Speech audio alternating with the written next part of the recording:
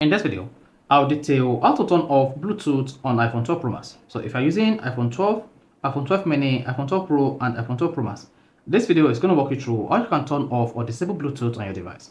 So if I know that this video, you found this really helpful and informative, please don't forget to like and subscribe.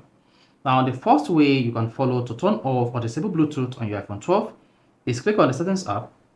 On the Settings app, locate Bluetooth, and then click on that. Once you click on Bluetooth, just go ahead and toggle off this green icon and turn it to gray. So once that is enabled, this is going to turn off the Bluetooth function on your iPhone 12 Pro Max. Another way you can use to turn off Bluetooth on your iPhone is go to your iPhone control center. Whether you're using iOS 18 or 17.5, the process is the same. Just swipe down the control center at the top right, like this, then locate the Bluetooth on the control page. If you cannot find the Bluetooth on your control page on iOS 18, all you just need to do is click on this connectivity if you have added it. Otherwise, scroll down the control center like this and locate the Bluetooth. Then once you can find the Bluetooth just like this, just click on Bluetooth once.